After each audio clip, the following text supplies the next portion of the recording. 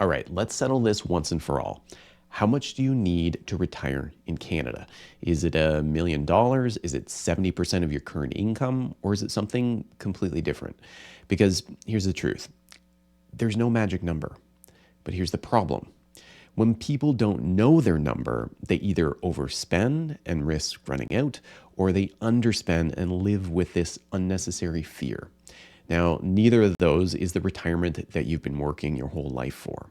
So today, I'm going to walk you through what actually determines your number, why the classic rules don't work, and how to figure out what's enough for you. And by the end, we're going to have a simple framework that you can use to stop stressing about retirement and start living with confidence. Now, we've all heard the magic number myths. You need $1 million. You need 70% of your income. You need $5,000 a month.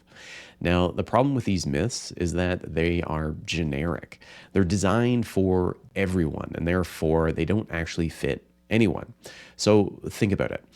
Does a couple living in downtown Toronto with no mortgage need the same as a couple living in a small town in Saskatchewan who love RV travel? Of course not. But here's the real reason why these numbers exist. It's because we crave certainty, right? Humans don't like the unknown. So when we're facing something as big and as intimidating as retirement, we want someone to just hand us a number. Now, the catch is the wrong number can do more harm than good. And because if your number is too low, you're going to cut corners and you're going to live with anxiety. And if your number is too high, well, you're going to sacrifice years of your life working for money you didn't actually need. And that's why so many people find retirement confusing. They're trying to force their life into someone else's formula. Now, what really drives the number? So if there's no universal number that actually drives it, let's break it down a bit. So first, expenses. Your spending drives everything. But here's the key. It's not just about your fixed expenses like housing, food, or insurance. It's also about your discretionary spending. This is the fun stuff, right? This is travel, hobbies, gifts, dining out. Retirement is meant to be enjoyed and not endured. Second is longevity. How long are you planning for? Nobody knows the answer to this, but Canadians are living longer than ever, which means that if your money needs to last for 25 or 30 years, longevity is the ultimate wild card here. And third, health and lifestyle choices. If you're active and healthy, your spending will look very different than if you had higher medical needs or maybe you need a budget for care. Now, the fourth is inflation, and this one sneaks up on people. The cost of living doubles roughly every 20 years. And at just 3.5% inflation, this means that if you need $60,000 a year today, in 20 years, you're going to need closer to $120,000 just to maintain the same lifestyle. And finally, taxes. This is the most overlooked piece. Here in Canada, where you pull your money from, such as your RSPs, your TFSAs, your non-registered accounts, these can all have massive differences. And then it provides maybe the same lifestyle, but it's going to be a different tax bill. So your number isn't about hitting a target balance in your RSP. It's about understanding these 5 drivers: expenses, longevity, health, inflation, and taxes. Now, let me give you a quick example. Jeff and Jenny have $800,000 saved. They have no pension, they want to travel, but they're happy living a modest lifestyle otherwise. They plan very carefully. They pull down from their RSPs strategically, and they use their TFSAs for tax-free flexibility. Now, their retirement is full of adventures, and they feel extremely secure. Now, compare that to Bob and Susan. Same $800,000 nest egg, but they want $100,000 a year lifestyle. This includes luxury travel, multiple cars, and big spending. Now, can they do it? Maybe for a while, but the risk of running out is way higher here. Now, here's the point.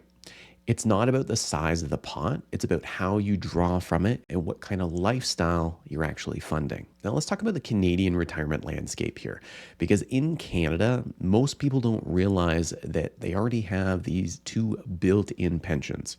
You have your CPP and you have your OAS. Now, the CPP or the Canada Pension Plan replaces part of your income in retirement based on your contributions. Now, the maximum today is just over $17,000 per year if you take it at age 65, but most Canadians get less than this. Then you've got your OAS or the old age security. That's another $8,500 or so per year if you fully qualify for it. Now, together, for many Canadians, CPP and OAS is going to provide around $20,000 to $25,000 of guaranteed lifetime income. That's a powerful foundation. Then you layer in your personal savings, RSPs, which eventually become RIFs, TFSAs, and if you're lucky, a workplace pension. But here's the catch. It's not about how big these accounts are. It's about how you turn these into income streams. And if you don't do that carefully, you can accidentally push yourself into a higher tax bracket or even trigger OAS clawback. Here's something that most retirement calculators won't tell you. Retirement isn't about money. It's about enough. The number one fear that I see is about running out of money. The number one reality, though, is that people don't spend enough of that money that they actually have. Now, why? Because psychologically, spending down your savings feels like failure. You've spent your entire life building it up, and now you're supposed to spend it. And that's a tough mental shift. Now, this is why I encourage my clients to stop thinking of retirement as a pile of money and start thinking of it as a series of paychecks, a paycheck that you count on every single month. Now, that fear then starts to fade, and suddenly you can enjoy your money without second guessing every single dollar. So how do you figure out what your number is? Well, here's a simple framework. Ask yourself 3 questions. What's my baseline lifestyle? This is your essentials: housing, food, insurance, healthcare.